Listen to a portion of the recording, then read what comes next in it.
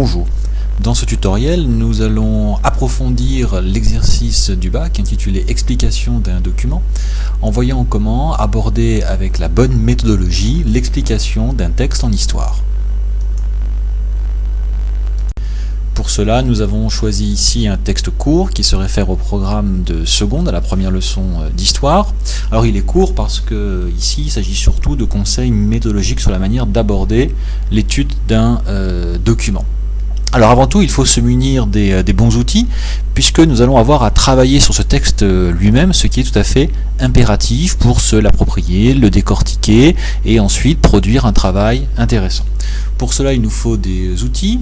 Alors le réflexe le plus courant est de se munir d'un stylo dit fluo pour souligner, au fur et à mesure de la lecture, les informations importantes. Ici, une date, ici, un lieu par exemple, là on parle des affaires, un autre lieu, du travail, enfin tout ce qui semble important. Alors c'est une approche qui n'est pas inintéressante mais qui pose quand même un petit problème, c'est que à la fin de la lecture on se retrouve avec un document qui est souligné en grande partie. Et finalement, eh bien, on n'a pas beaucoup avancé et ça va être difficile ensuite de trier l'information. Alors, la deuxième solution pourrait consister à se munir de plusieurs fluos pour aborder le surlignage de manière thématique. Alors, on pourrait imaginer d'avoir une couleur pour les dates, peut-être, tout ce qui va être de l'ordre de la chronologie, une autre couleur qui pourrait signaler ici les lieux, alors je repasse en jaune par exemple, une mention ici de l'Italie, etc., etc., français, les Italiens, tout ce qui est le lieu de la nationalité. Je pourrais avoir une troisième couleur évoquant ici, parce que j'ai commencé à le remarquer, les mentions du travail. On parle de travail, on parle de chantier, on parle également des affaires qui vont bien, voilà. Alors c'est déjà un peu mieux puisque cela permet déjà un premier tri de l'information, l'objectif étant à la fin de la lecture d'y voir déjà un peu plus clair. L'inconvénient de cette pratique est qu'il est ensuite difficile d'écrire. Si par exemple on a une idée, une question qu'on se pose, une connaissance qui vient à l'esprit et qu'on ne devrait pas oublier, eh bien le fluo ne permet guère d'écrire correctement. Alors on conseillera plutôt d'avoir une série de stylos de différentes couleurs, ça n'empêche pas le fluo, mais la pratique du stylo va permettre ici quelque chose de plus intéressant puisque je vais pouvoir écrire. Si je vois Buenos Aires, donc tout de suite, Argentine. Ça me fait penser à quoi? Évidemment, à l'Amérique du Sud. Bon, l'Amérique du Sud, c'est un élément, un pays du continent qui a reçu une grande partie des migrants du 19e siècle. Donc, voilà, un grand pourcentage d'émigration. Donc, une destination assez commune. Finalement, je peux aussi jouer sur les couleurs. J'ai une date ici. Bon, moi je suis plutôt fin 19e, début 20e. Donc la grande partie des migrations est déjà terminée. Il y a déjà plusieurs millions de personnes qui sont parties, particulièrement des Italiens. Donc voilà, avec le stylo, je peux de même souligner l'information, ce qui va me permettre par la suite de la trier, mais aussi commencer à écrire, on le verra juste après, tout ce qui est important, tout ce qui est intéressant et qui va ensuite aider à produire le texte final. Maintenant que nous avons les bons outils, voyons un petit peu comment aborder l'étude d'un document, en l'occurrence ici d'un texte. Alors, au centre évidemment de notre préoccupation, nous avons le texte. Il va falloir, dans un premier temps, l'analyser, relever de l'information. Ça, c'est la première chose à faire. Donc, on met en valeur, on met en évidence l'information. Mise en évidence de l'information. Dans le même temps, ceci n'est pas chronologique, eh bien grâce au stylo, on écrit à côté tout un tas de remarques, des questions qu'on peut se poser, plus ou moins pertinentes. On fera le tri par la suite, c'est pas grave. Pour le moment, il est important de se laisser aller, d'ouvrir les vannes, si l'on peut dire, et d'écrire tout ce qui passe par la tête. Le dernier point, eh bien, consiste à écrire en lien ou non avec les remarques précédentes, un certain nombre de connaissances qu'on souhaite ne pas oublier, même si par la suite on les éliminera pour éviter du hors-sujet, il vaut mieux en avoir plus que pas assez, et ça oblige évidemment à mobiliser des choses importantes. Encore une fois, il y a deux excès à éviter, la paraphrase, donc c'est-à-dire en éliminant les connaissances qui sont là, ou la récitation, c'est-à-dire en éliminant la première phase ici que nous avons mise en évidence, et qui ferait que on aurait un texte qui ne serait qu'un prétexte pour rester la leçon. Donc ça, c'est bien sûr à éviter. Alors voyons comment ça se présente avec notre texte. Alors il y a plusieurs choses à regarder avant même de lire le document.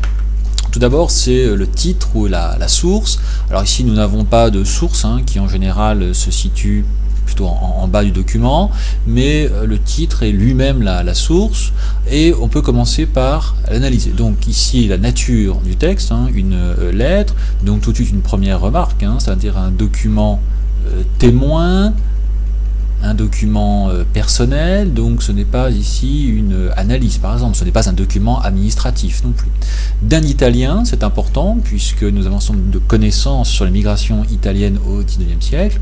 Nous avons le lieu de son immigration et puis bien sûr une date très importante, donc nous sommes en fin de notre période. Nous savons que ces migrations ne sont plus rares, même le gros des migrations italiennes est presque passé. Ensuite, la consigne. Alors très importante puisqu'elle va nous permettre ici d'orienter déjà une première lecture. Montrer en quoi ce document témoigne des migrations européennes. Donc on va retrouver notre idée qui était bonne, à savoir d'un document témoignage. Mais attention, tout de suite, une petite note importante, cette notion de témoignage fait ici que nous avons un document critiquable, avec lequel il faut prendre du recul, car évidemment les témoins ne sont pas forcément les mieux placés pour analyser. Donc on pourra montrer éventuellement les limites de ce document. Enfin, nous avons deux choses importantes, les motivations et la forme que prennent ces migrations. C'est d'ailleurs tout à fait ce que l'on va retrouver dans le document. Alors on peut déjà travailler sur les lieux. Buenos Aires, donc la capitale de l'Argentine, ici. Et puis, mention d'autres lieux qu'on ne connaît pas forcément, Santa Teresa, Santa Fe, ici. Ensuite, on va peut-être commencer par travailler sur les motivations. Alors, de quoi nous parle-t-on ? On parle des affaires qui vont bien, mon travail, le chemin de fer français. Tiens, au passage, j'ai un point sur affaires, bien évidemment, sur les migrations françaises, éventuellement, un peu plus rare peut-être en Amérique du Sud, donc c'est là évidemment que je peux injecter des connaissances de manière importante, même si ici donc tout n'est pas très clair, parce qu'on nous parle quand même de chantier, de travail, mais d'affaires, qui pourrait être un terme un petit peu pompeux, puisque nous avons ici sans doute quelqu'un de jeune, puisqu'il doit venir faire son service militaire, donc il se fait un petit peu mousser en parlant d'affaires, peut-être n'est-il qu'ouvrier sur un chantier de construction. On a une évocation des voyages, c'est assez intéressant ici, avec un mode de transport qui est le train, 2 jours, 3 nuits. Donc on pourra évoquer les transports durant cette période, évidemment, en faisant évidemment un lien avec les progrès liés à la mécanisation et à la machine à vapeur, par exemple.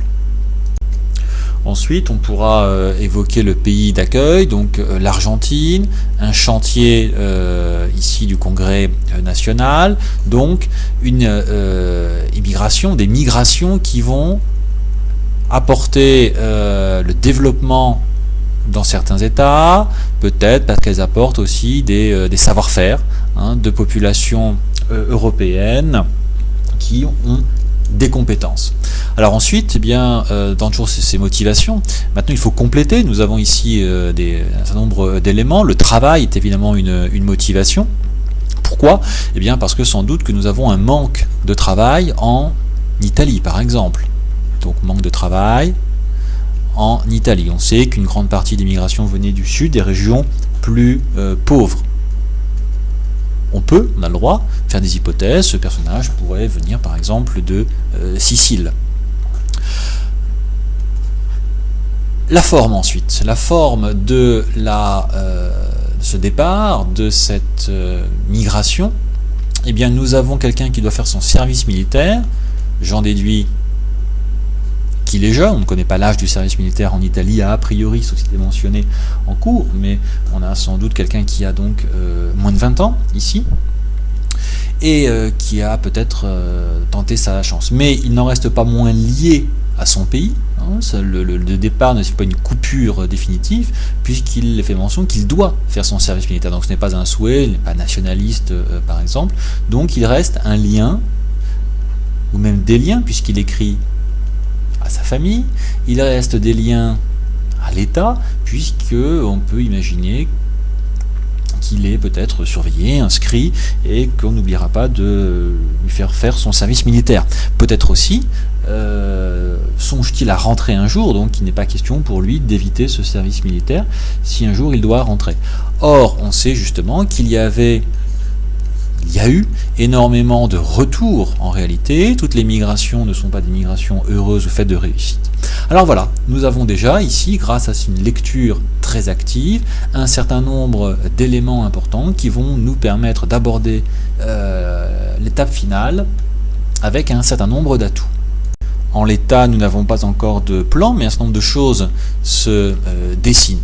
Donc toujours sur ma feuille, puisqu'on pense aussi en écrivant, eh bien, je vais rapidement faire un plan. Alors c'est pas comme un plan de composition, comme un plan de dissertation extrêmement détaillé, mais ici, voilà, je dois conduire ma réflexion en 2 ou 3 thèmes, montrant que j'ai bien compris le document, montrant aussi que j'ai un certain nombre de connaissances pour alimenter. Alors, dans un premier temps, je suis la consigne, il n'y a pas de problème ici, les motivations. Donc je vais travailler cette population qui est jeune, cette population qui vient chercher du travail, qui fuit peut-être la pauvreté ou qui est attirée par un espoir de richesse. Les formes, ensuite, eh bien, ici c'est l'Argentine qui a été choisie. C'est des chantiers de construction, et puis évidemment eh bien, on a un certain nombre de limites à évoquer. Cette personne a-t-elle fait fortune? Il y a peu de chances. Ce sont des migrations qui sont soumises à des retours et qui nous laissent ici des témoignages assez forts de cette époque. Les éléments que j'ai définis ici sous forme de thème devront former 3 paragraphes clairement visible dans la rédaction, dans laquelle je peux me lancer par la suite, en étant bien sûr d'éviter donc la paraphrase, en apportant un certain nombre de connaissances qui viennent toujours expliquer, documenter, compléter le document. En conclusion, on retiendra qu'il faut parfaitement analyser le titre et la source du document, le contextualiser en histoire, c'est très important, qu'il faut bien évidemment suivre la consigne, qu'il faut prendre un peu de recul avec le document et que surtout il faut ici l'investir parfaitement en écrivant, en soulignant les informations pour ne rien oublier et surtout éviter tous les contresens.